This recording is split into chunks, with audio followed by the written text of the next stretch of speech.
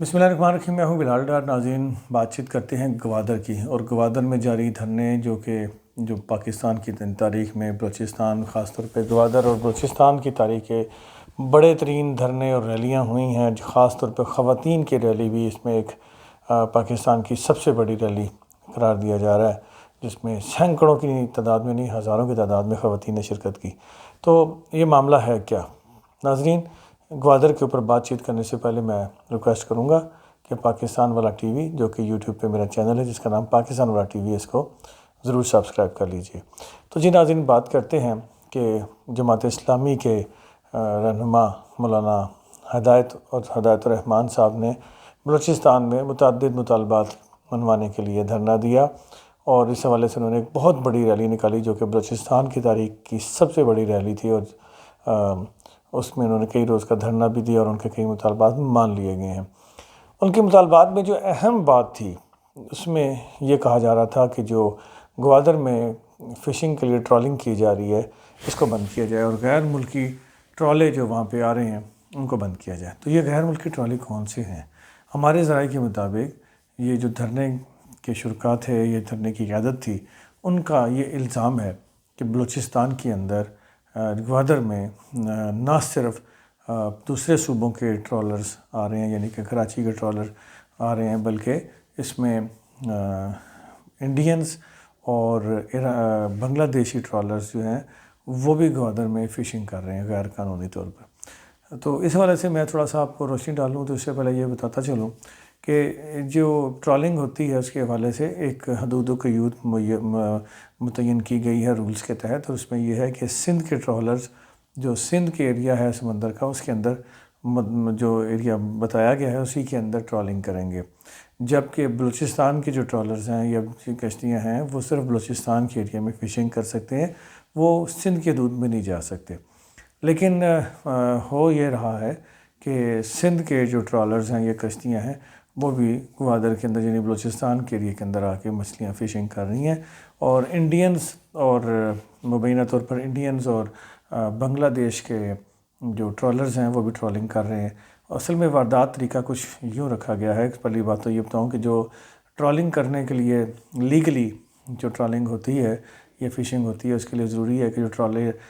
Trawling کے لیے، ایک ٹرالے کے لیے 30,000 سے لے کے 50,000 روپیز تک کا ٹوکن فیس رکھی گئی ہے، جو کہ گورنمنٹ کے خزانے میں جانی ہوتی ہے۔ اس کے ساتھ ساتھ جو چھوٹی کشتیاں ہوتی ہیں ان کے لیے 30,000 تک کی رقم وصول کی جاتی ہے سرکاری طور پر، یہ ایک ٹوکن لے کے پھر جایا جا سکتا ہے۔ لیکن جب انہی کشتیوں اور ٹرالرز کو ملی بھگت سے بھیجا جاتا ہے تو وہ پھر اگر 50,000 فیس ہے فار ایگزامپل، تو وہ پھر 50,000 کے بجائے 1,00,000-1.5 لاکھ روپیہ ان سے وصول کیا جاتا ہے انڈر دی ٹیبل، اور وہ کسی خزانے میں نہیں جاتا، لیکن ان کشتیوں کو اور ان ٹرالرز کو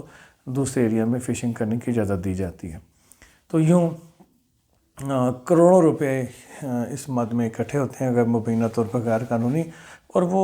بڑے بڑے لوگوں کی اور ذمہ داران کی ارباب اختیار کی جیبوں میں چلے جاتے ہیں۔ تو اس سے حکومت کو تو نقصان ہو ہی رہا ہے، لیکن ساتھ میں گوادر کے وہ ماہی گیر جن کا جو روزی روٹی ہے صرف اور صرف یہ فشنگ ہے، تو ان کا روزگار بری طرح سے متاثر ہو رہا ہے۔ اس میں جو ایک طریقہ واردات یہ بھی رکھا گیا ہے، جیسے کہ انڈینز اور بنگالی جو ٹرالرز ہیں وہ پاکستان کی حدود سے باہر ہی کھڑے ہوتے ہیں، لیکن جب وہ اپنا جال بچھاتے ہیں یا جال پھینکتے ہیں تو وہ جال سمندر کی لہروں کے ذریعے سمندر کے پانی میں تیرتا ہوا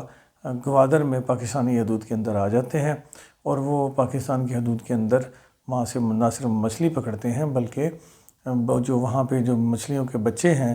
وہ جن کی افزائش ہو رہی ہوتی ہے وہ بھی مارے جاتے ہیں یا پکڑ کے لے جائے جاتے ہیں، جس سے مچھلی یہاں کم ہو رہی ہے۔ اب سوال یہ ہے کہ گوادر میں ہی کیوں یہ ٹرالنگ کرنے کے لیے غیر ملکی ٹرالرز مبینہ طور پہ آ رہے ہیں، اور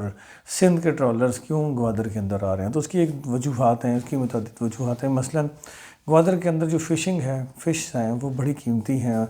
اور بڑی مہنگی اقسام کی جو فش ہیں وہ گوادر میں پائی جاتی ہیں۔ فار ایگزامپل ایک یہاں کی مقامی لینگویج میں ایک مچھلی جسے ساڑی کہا جاتا ہے، یہ مچھلی بہت قیمتی ہے، دنیا کی مہنگی ترین مچھلیوں میں شمار کی جاتی ہے۔ اس مچھلی کی خصوصیت یہ ہے کہ اس میں اومیگا 3 اور اومیگا 6 بہت بڑی مقدار میں پایا جاتا ہے، جو کہ کولیسٹرول اور دل کے امراض اور دیگر معاملات کے لیے بہت اچھی چیز ہے اور اس کی دوائیاں تیار ہوتی ہیں۔ یہ مچھلی عالمی مارکیٹ میں مہنگی ترین مچھلیوں میں شمار ہوتی ہے۔ اس مچھلی کے شکار کی خاطر یہ غیر قانونی ٹرالنگ ہو رہی ہے، جس کے لیے مولانا ہدایت الرحمان اور ان کے ساتھی دھرنا دیے ہوئے ہیں یا احتجاج کر رہے ہیں۔ تو یہ ٹرالنگ روکنے کی کوشش ہو رہی ہے۔ ناظرین، سوال یہ ہے کہ الزام لگتے ہیں لیکن اس کی کوئی تحقیقات نہیں ہوتی۔ تحقیقات ہونی چاہیے، کیا انڈینز اور بنگالی ٹرالرز واقعی ہماری حدود میں ٹرالنگ کر رہے ہیں، یا اس کے ساتھ ساتھ جو سندھ کے ٹرالرز ہیں جن کے پاکستان کے اندر گوادر کے اندر آ کے وہ فشنگ کر رہے ہیں، یہ مچھلی ان کی کشتیاں میں فشنگ کر رہی ہیں۔ تو یہ اگر الزام لگ رہا ہے اور اتنی شدت سے لوگ اب غم و غصے سے وہاں احتجاج بھی کر رہے ہیں اور وہاں پہ دھرنے بھی دے رہے ہیں، تو یقیناً اس میں کچھ نہ کچھ صداقت تو ہوگی۔ اگر ایسا ہے تو اس میں کیا قباحت ہے کہ پاکستان کے ارباب اختیار، پاکستان کی حکومت اس حوالے سے تحقیقات کرے، غیر جانبدارانہ تحقیقات کرے، اس کے حوالے سے جوڈیشل کمیشن بنایا جائے اعلیٰ لیول کا، سپریم کورٹ کا، اور اس میں ہائی کورٹ کے جج صاحبان کو بھی شامل کیا جائے، اور اس کی تحقیقات ہونی چاہیے کہ اگر یہ واقعی یہ الزام سچ ہے تو پھر ان لوگوں کے خلاف سخت ترین کارروائی عمل میں لائی جائے جو اس کوتاہی کے مرتکب قرار پائے ہیں یا جنہوں نے ملی بھگت سے یہ سارے کام کروائے ہیں۔ تو کیونکہ یہ ملک و قوم کا نقصان ہے اور پاکستان کے ساتھ غداری ہے، تو لہٰذا ہونا تو چاہیے۔ یہاں الزام بڑے بڑے لگتے ہیں لیکن تحقیقات نہیں کی جاتی، اور تحقیقات سے دانستہ بھاگا جاتا ہے، جیسے ایسے بھاگا جاتا ہے جیسے کہ کوئی خود ان جرائم میں ملوث ہے، ڈائریکٹلی یا انڈائریکٹلی۔ تو اگر پاکستان کے اندر یوں ہی چلتا رہا تو پھر یقیناً لوگ سڑکوں پہ ہی آئیں گے اور اس طرح سے حالات خراب ہوتے چلے جائیں گے۔ بہتر تو یہ ہے کہ حکومت پاکستان اپنے اوپر الزام لینے کے بجائے تحقیقات کرے اور ان لوگوں کو دیکھے کہ واقعی اگر سچ ہے تو پھر ذمہ داران کو سخت سے سخت قانونی کارروائی ان کے خلاف ہونی چاہیے، اور قانون کے مطابق جو سزا ان کی بنتی انہیں دی جائے اور ان غیر قانونی ٹرالنگ کو روکا جائے، اور مولانا ہدایت الرحمان صاحب کے جو جائز مطالبات ہیں، ان کے لوگوں کے جائز مطالبات ہیں، وہ فی الفور پورے کیے جائیں۔ بلال ڈار کو اجازت دیجیے، اور آخر میں اس سارے سبجیکٹ پہ اپنے کمنٹس بھی کیجیے گا اور چینل کو سبسکرائب بھی کیجیے گا۔ اللہ تعالیٰ آپ کو اور میرا حامی ناصر ہو۔